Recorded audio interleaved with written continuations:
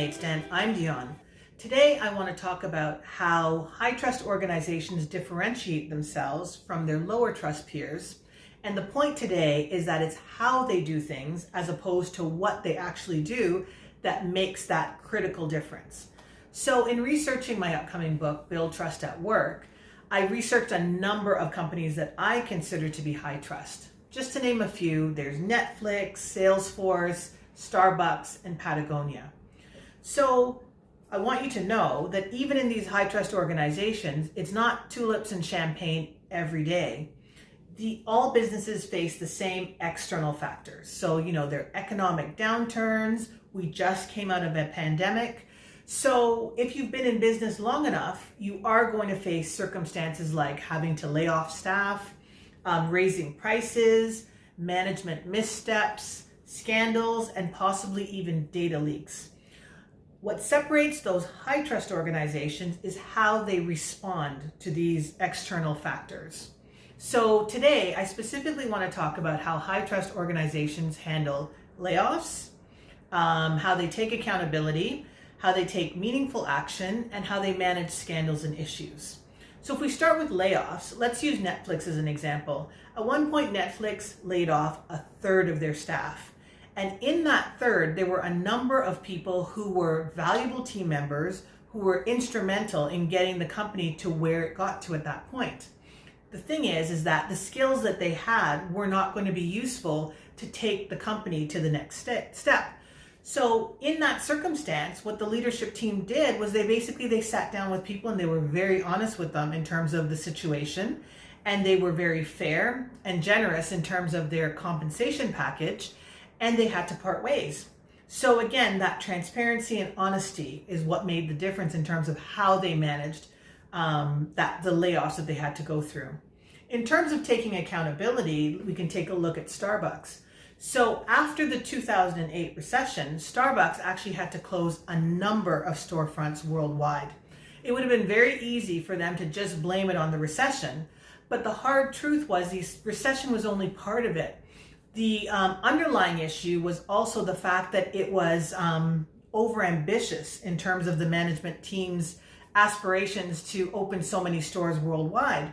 So what they did was, rather than let the recession be a scapegoat, they took ownership for the fact that it was a misstep for them to expand so fast around the world. Then, in terms of taking meaningful action, like when things come up, it's very easy to just post, a management statement or put a message out on social media. But what high trust organizations do is they take meaningful action. So as an example, in Salesforce, at one point, it was alerted to the executive team that there were major salary gaps between individuals who were doing the same job. So the CEO chose to do a salary audit right away, found all of the discrepancies, and made the necessary adjustments to bring everybody up to the level that they should be at. Now, this step cost the company millions of dollars, but it was in alignment with who they were as an organization and their corporate values. What they found was that a year later, those same trends were starting to emerge again in terms of those gaps in salary. So what they implemented was an annual salary review. So they caught those gaps early and were able to make those smaller adjustments and not let it get out of hand as it had before.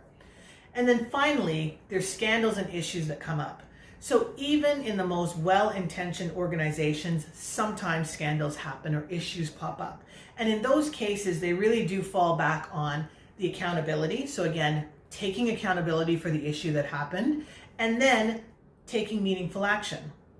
Now, sometimes they do stumble, right? Because we're all human, and sometimes they fumble the ball at the first try. But if you have a track record of an organization of always acting with intention, or with integrity, once in a while, if you do stumble the ball, people will give you a pass until you get it right, because you've built up a track record of trustworthiness and being well-intentioned. So again, what I want to stress here is that when it comes to those high trust organizations, it's not that they have an easier time and they don't have to deal with the same things that other organizations do. It's just that they choose to deal with it in a manner that's consistent with their corporate values. So here at my lemonade stand, I share ideas like this to help us to be more authentic and effective leaders, and I look forward to seeing you next time. Thanks for watching my video. If you liked it, please subscribe so you don't miss any upcoming videos. I post a new one every Thursday. My audiobook Thrive is now available on Audible, so please check it out.